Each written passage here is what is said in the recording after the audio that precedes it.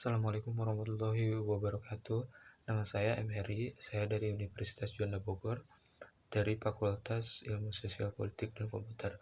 Di sini saya akan menjelaskan satu jurnal yang berjudul Psychological Perspective on Interpersonal Communication, yeah. Yang dimana mempunyai latar belakang. Pada jurnal ini membahas tentang studi komunikasi interpersonal semakin penting dalam lingkungan globalisasi ini. Kita semua perlu mengembangkan keterampilan komunikasi antar pribadi karena komunikasi antar pribadi terjalin melalui semua aspek kehidupan dan hanya bermakna dalam konteks kehidupan. Sebagai kegiatan multidisiplin, studi komunikasi interpersonal mencakup banyak psikologi, yaitu dari sosiologi, antropologi, kedokteran, psikologi sosial, psikologi klinis, dan menyentuh banyak aspek studi bahasa juga. Jurnal ini juga mempunyai tujuan, yaitu tujuan dari artikel ini adalah untuk menyoroti hubungan antara psikologi dan keterampilan komunikasi interpersonal. Pendekatan psikologi dalam komunikasi antar pribadi akan membantu kita dalam mengidentifikasi konsep-konsep kunci dalam mengembangkan keterampilan komunikasi antar pribadi. Selanjutnya yaitu ada temuan. Menurut Burney, setiap orang terdiri dari 3 keadaan.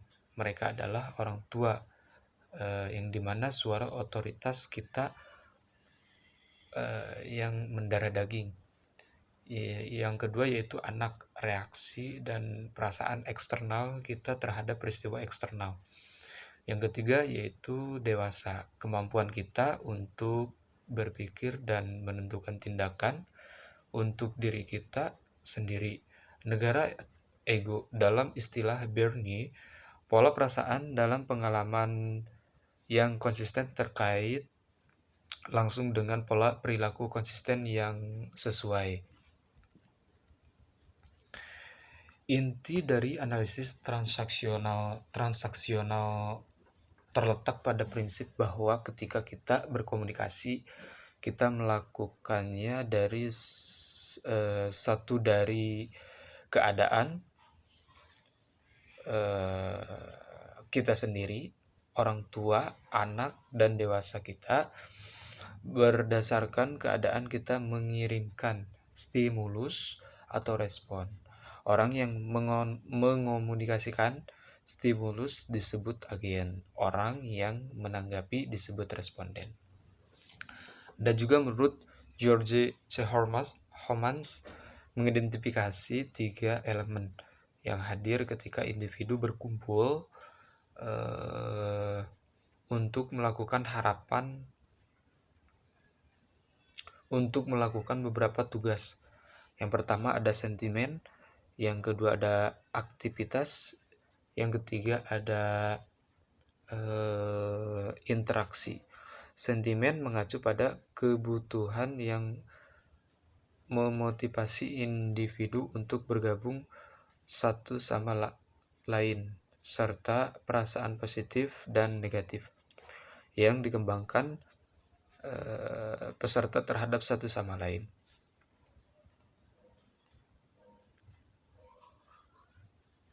Aktivitas adalah label yang diberikan pada tindakan spesifik yang dilakukan peserta yang terkait dengan tugas mereka. Kesimpulannya itu eksplorasi dan penjelasan di atas memunculkan hubungan intristik dan ekstristik antara psikologi dan komunikasi interpersonal.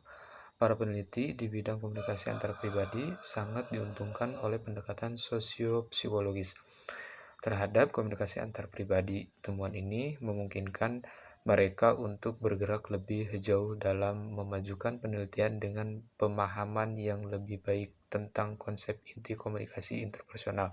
Teori-teori yang dikemukakan oleh para perintis di bidang komunikasi dan psikologi membantu mereka meluncurkan penelitian baru, baik dengan memberikan hipotesis yang dapat diuji atau dengan menyediakan pendekatan heuristik terhadap temuan-temuan mereka. Terima kasih, saya Heri. Wassalamualaikum warahmatullahi wabarakatuh.